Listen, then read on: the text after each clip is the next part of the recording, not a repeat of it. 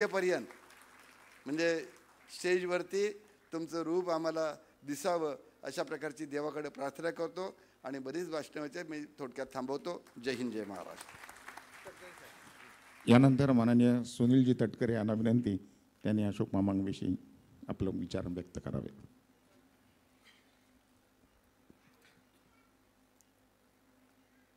भारत सरकारचा पद्मश्रीचा मानाचा पुरस्कार, राष्ट्रीय पातळीवरचा आणि राज्य सरकारचा सर्वोच्च पुरस्कार महाराष्ट्र भूषण, या पुरस्काराने ज्यांना सन्मानित राज्य आणि केंद्र सरकारने केले असे आजचे सत्कारमूर्ती, 6 दशकं महाराष्ट्राच्या रंगमंच आणि तमाम रसिक प्रेक्षकांना आपल्या सिद्धार्थ अभियाने मोहित करणारे सन्मान्य अशोकजी सराफ, निवेदिताताई, ज्यांच्या शुभास्ते आजचा सत्काराचा सोहळा या ठिकाणी झाला, असे राजकारणातले चिरतरुण, केंद्रीय मंत्री, माजी मुख्यमंत्री, माजी राज्यपाल आणि माझ्या राजकारणामध्ये मला सुरुवातीलाच आशीर्वाद ज्यांचा मला मिळाला ते आदरणीय नेते शिंदेसाहेब,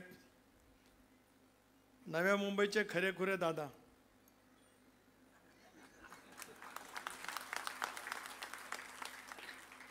नामदार गणेश नाईक साहेब, रायगड जिल्ह्यातलं राजकीय, सामाजिक, क्रीडा क्षेत्रातलं वर्तुळ ज्यांचं नाव घेतल्याशिवाय पूर्ण होऊ शकत नाही असे रामशेठ ठाकूर,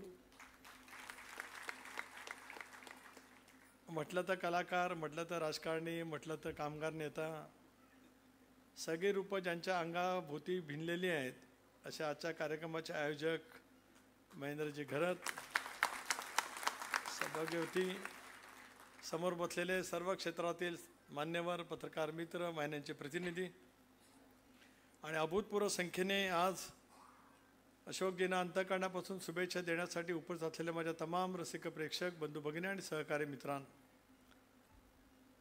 महाराष्ट्रातल्या कला क्षेत्रातली 6 दशकं ज्यांच्या सिद्धार्थ अभिनयाने उभ्या महाराष्ट्राच्या 3-4 पिढीने निश्चितपणाने अनुभवली, ज्यांना आज राज्य सरकारने सर्वोच्च मानाचा महाराष्ट्र भूषण पुरस्कार दिला आणि पद्मश्री पुरस्काराने अलीकडच्या कालावधीमध्ये सन्मानित झाले. अशोकजी, तुम्ही आज रायगड जिल्ह्यामध्ये या ठिकाणी आलात. माझ्या जिल्ह्यातील जनतेच्या वतीने खासदार म्हणून मी सुरुवातीलाच आपलं अंतःकरणापासून आपलं आणि बहिणींचं स्वागत या ठिकाणी करतो. आपला कलेचा आविष्कार सगळ्या रसिक प्रेक्षकांनी दीर्घकाळ निश्चितपणाने अनुभवलेला आहे आणि अनुभवत असताना अभिनयातली सहजता, विनोद बुद्धी, वेगवेगळ्या प्रकारची भूमिका करत असतानाच आपलं अभिनव कौशल्य ज्या पद्धतीने आपण सादर केलं, महाराष्ट्रामध्ये असे अनेक प्रतिदेश कलावंत असू शकतील, आहे ते उद्याच्या भविष्यामध्ये सुद्धा घडतील, पण अशोक सराफ होणे नाही एवढं मात्र नक्कीच आवर्जून या ठिकाणी सांगू शकतो. आणि हा सहजगत्या होणारा अभिनय प्रत्येक रसिक प्रेक्षकांच्या मनामध्ये इतक्या पद्धतीने भावला, नव्या पिढीला सुद्धा अशोक मामा पाहायला वाटतात. आमच्या अगोदरच्या पिढीने सुद्धा तो पाहिलाच, माझ्या पिढीने सुद्धा अनुभवला, शिंदेसाहेब आणि त्यांच्या अगोदरच्या पिढीने सुद्धा ज्या पद्धतीने अनुभवला आणि त्याच्यामुळेच आपण या कलाक्षेत्रातले एक चिरतरुण निश्चितच आहात. रामशेट्टी सांगितलं की आपण 100रीकडे वाटचाल करालच, पण 100री पुरे होत असताना अभिनयापासून तुम्ही दूर जाणार नाहीत असा सुद्धा विश्वास आमच्या सर्वांच्या मनामध्ये आहे. आणि ही सहजता ज्या पद्धतीने आपण समर्थपणाने पेलत आलात, हे यश आपलंही आहेच, पण तमाम महाराष्ट्रातल्या रसिक प्रेक्षकांनी आपल्याला जे उदंड प्रेम दिलं, आपल्या अभिनयाचा स्वीकार करत असताना आपल्यापासून अनेक गोष्टीची अपेक्षा प्रत्येकाच्या मनामध्ये त्या ठिकाणी आली. निवेदिताताई आपल्या आयुष्यामध्ये आल्याच्या नंतर आपलं सांसारिक आयुष्य तर फुललंच, पण त्याचबरोबर ती अभिनय क्षेत्रातला सुद्धा दबदबा आपण ज्या पद्धतीने निर्माण केलात, हा खचितच आम्हाला मराठी माणसांना अभिमानास्पद आहे. खरं तर शिंदेसाहेब, आपण तर सांस्कृतिक कार्यमंत्री दीर्घकाळ राहिलात, अर्थसंकल्प पण राज्याचा खूप मोठ्या प्रमाणावरती अनेक वेळा मांडलात आणि मला नगर विकास खात्याचा राज्यमंत्री म्हणून आपल्यासोबत काम करण्याची संधी मिळेल त्यावेळेला आपण जो सामाजिक अर्थसंकल्प महाराष्ट्राचा 2004 सालामध्ये मांडलात, त्याची आठवण महाराष्ट्रातल्या प्रत्येकाला निश्चितपणाने या ठिकाणी आहे. पण आज आपल्या उपस्थितीमध्ये मी पांडुरंगाच्या चरणी प्रार्थना करतो की या क्षेत्रातला सर्वोच्च मानाचा पुरस्कार दादासाहेब फाळके पुरस्कारापर्यंत आपली मजल पुढच्या कालावधीमध्ये जावी अशीच प्रार्थना पांडुरंगाच्या चरणी या ठिकाणी करतो. हे काय अवघड अशातला का भाग नाही, कारण आपला अभिनय सहज आहेच. काली मानाचा पुरस्कार दादासाहेब फाळके पुरस्कार कालच जाहीर झाला. पुढच्या वर्षी आम्ही सगळेजण त्यासाठी प्रतीक्षेत आहोत आणि तो क्षण काय लांब येणार नाही, तो क्षण जवळच आहे. आणि ती सहजता आज ज्या पद्धतीने आपण पेलवता ही आम्हा सर्वांच्या दृष्टिकोनातून निश्चितपणानं अभिमानास्पद त्या ठिकाणी आहे. मी असे नाईक साहेब असतील, शिंदेसाहेब असतील, आम्हाला सुद्धा रोज वेगवेगळे अभिनय करावे लागतात. सकाळी आम्ही बाल कलाकाराच्या भूमिकेत असतो, दुपारच्या वेळेला तरुणाच्या भूमिकेत असतो, कधी खलनायकाच्या भूमिकेमध्ये सुद्धा लोक आम्हाला नेतात, कधी चरित्र अभिनेत्याच्या भूमिकेमध्ये सुद्धा जावं लागतं. पण चेहरे आणि मुखवटे हे वेगवेगळे असतात. ज्यावेळेला आपण सगळेजण काम करत असतात त्यावेळेला सुद्धा चेहरे आणि मुखवटे वेगळे असतात. पण पडद्यावर असलेलं मन हे महत्त्वाचं असतं. आपलं मन जे आहे आणि आपल्या संवेदना ज्या आहेत त्या मराठी रसिकांच्यापेक्षा इतक्या पराकुटीच्या उच्च कुटीच्या आहेत की त्याच्यातूनच उद्याच्या भवितव्यातली एक नवीन कलाकारांची पिढी आपलं दीपस्तंभाप्रमाणे घडलेलं मार्गदर्शन आणि आपला सहजताचा अभिनय हे घेऊन जर काय नव्या पिढीने त्यांच्या जीवनातला जर काय कोण मनाशी ठरवलं तर त्याच्यामध्ये आपल्याशिवाय दुसरं कोणाचं नाव त्या ठिकाणी येऊ शकणार नाही. एवढाच आज आवर्जून या कार्यक्रमाच्या निमित्ताने या ठिकाणी सांगू इच्छितो. रामशेठने मगाशी उल्लेख केला महेंद्र गर्तांचा, माझा, नाईक साहेबांचा. आता रामशेठची आणि महेंद्र गर्तांची दोस्ती कशी आहे ती काय पनवेलकरांना नव्याने सांगण्याची आवश्यकता अशातला का भाग नाही. तर अनेक वेळेला महेंद्र गर्त कुठल्या पक्षात आहेत असा प्रश्न अनेकांना पडतो. पण मी चांगल्या अर्थाने महेंद्र बोलतोय, म्हणजे त्याच्यामुळे त्यांची माझी सुद्धा तितकी जवळीक रामशेठची तर आहेच. झडपीमधला साथीदार म्हणजे नंतरचा, अगोदरचा नाही. मी 92च्या वेळेचा नाहीच. नाईक साहेबांची सुद्धा त्या ठिकाणी आहेच. आणि मग रामशेठचे आशीर्वाद त्यांच्या पाठीमागे असल्यामुळे त्यांना काय कमी पडलं अशाला का भाग नाही. शिंदेसाहेब आपल्या पक्षाचे ते जिल्ह्याचे अध्यक्ष आहेत, पण 6 महिने ते जगभर फिरतात आणि 6 महिने इथे असतात.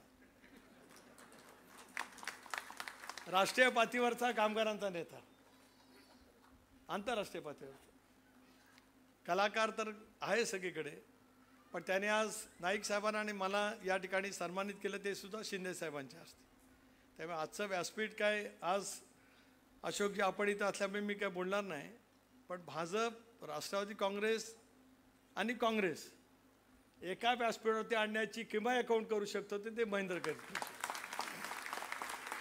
आता बघा अशी तुम्ही म्हटल्याप्रमाणे 2 भिन्न राजकीय टोकं, त्याच्यामधला मी आणि मग माझ्या बाजूला बसलेले नव्या मुंबईचे दादा म्हणजे गणेश नाईक. कोणतरी येतं त्यांना काहीतरी आव्हान देण्याचा प्रयत्न करतं, पण गणेश नाईक आहे, त्याला काही तोड नाही.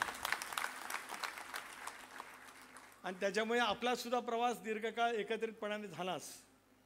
त्याच्यामुळे तुमच्या सगळी गुणवैशिष्ट्य, तुमची काम करण्याची पद्धती, संघटनेच्या बद्दलची असलेली तुमची आस्था आणि नवी मुंबई घडवण्यामध्ये आपण केलेलं दीर्घकाळ योगदान हे आम्हाला सर्वांनाच अभिमानास्पद त्या ठिकाणी निश्चितपणाने आहे. म्हणून आज शिंदेसाहेब आपल्या शुभ हस्ते ज्यावेळेला आम्हाला सन्मानित होण्याची संधी मिळाली, मला आज आवर्जून 2च मिनटं या ठिकाणी सांगायचे आहेत की 85 साली स्वर्गीय वसंतदादा पाटील यांनी मला काँग्रेस पक्षाची, इंडियन नॅशनल काँग्रेस पक्षाची हाताच्या पंजाची निशाणीची उमेदवारी दिली. दुर्दैवाने मी पराभूत झालो. स्वर्गीय वसंतदादा राजस्थानचे राज्यपाल झाले, त्याच्यानंतर राजकारणामध्ये त्यांचं दुर्दैवी त्यावेळेला निधन झालं. आणि मला जर काय राजकीय आधार जर काय कोणाचा मिळाला तर शिंदे साहेबांचा आणि विलासराव देशमुखांचा मिळाला, त्याचाच आवर्जून उल्लेख या ठिकाणी करतो. बॅरिस्टर अंतुले साहेबांचं नाव घेतल्याखेरीज या जिल्ह्यातला कोणी वेगवेगळ्या क्षेत्रामध्ये काम करणार असेल, राजकारणामध्ये असेल, ते तर कधी पूर्ण होऊ शकतच नाही. अंतुले साहेबांचा सुद्धा सहवास मिळालाच आणि त्या माध्यमातून वेगवेगळ्या पदावरती काम करण्याची संधी मिळाली. आणि आज शिंदेसाहेब आपल्या हस्ते आणि विशेष करून सिने अभिनेते म्हणून वेगवेगळ्या मालिकेंमध्ये काम केलेले, नाट्य रंगमंचावरती काम केलेले अशोकजींच्या उपस्थितीमध्ये ज्यावेळेला सत्कार होतो त्यावेळेला तो आनंद निश्चितपणाने वाटत असतो. असेच क्षण आयुष्यभरामध्ये पुढच्या कालावधीमध्ये सतत त्या ठिकाणी यावेत आणि जीवनातली अशीच घडी अशीच राहू दे, अशीच या निमित्ताने मी प्रार्थना या ठिकाणी व्यक्त करतो. नाईक साहेब, आपला संघर्ष काय कमी होणार नाहीच आणि संघर्षाशिवाय गणेश नाईक आहेत अशातला का भाग नाही. आणि त्यांच्या जोडीला आता रामशेठ आहेत. आता समोर आमचे बबनदादा बसलेत, ते पण सगळ्या पक्षाचे जिल्हा प्रमुख म्हणून मी मागे त्यांची ओळख करून दिलेली होती. आणि शेजारी जे मात्रे आहेत आणि मग बाकीचे सगळे आपापल्या पद्धतीने या ठिकाणी बसले आहेत. अशी सगळी पनवेलमधली जुनी जाणती अनेक वर्षाच्या प्रवासातले सगळे सहकारी आज या कार्यक्रमाच्या निमित्ताने या ठिकाणी भेटले. आजचं हे सिडकोच्या माध्यमातून उभं राहिलेलं नाट्यगृह असेल. आणि मला आठवतं की 4 सालामध्ये राज्यमंत्रीपदाची सूत्र घेतली त्यावेळेला सिडको कमी झालेलं होतं. पण विलासरावजी आणि सुशीलकुमार शिंदे यांच्या दूरदृष्टीने सिडकोनी पुन्हा एकदा जी जी काय झेप घेतली ती वाखाणण्यासारखी त्या ठिकाणी राहिलेली आहे. देवेंद्रजी असतील, त्या कालावधीमधले मुख्यमंत्री असतील, या सर्वांचं योगदान झालं. आणि म्हणूनच भूमिपुत्रांच्या नावाने उभी राहिलेली वास्तू, स्वर्गीय दिबा पाटील साहेबांच्या नावाने उभी राहिलेली वास्तू उद्याच्या कालावधीमध्ये संघर्ष आणि मिलाफ याचं एकत्रितपणाने दर्शन घडवण्याने निश्चितपणे ठरेल. ते विचार घेऊनच आम्ही पुढच्या कालावधीमध्ये वाटचाल करत राहू एवढंच विनम्रपणे या सत्काराच्या निमित्ताने या ठिकाणी सांगतो. आपल्या सर्वांचे आभार. जय हिंद, जय महाराष्ट्र. यानंतर माननीय गणेश नाईक साहेब, नवी मुंबईचे शिल्पकार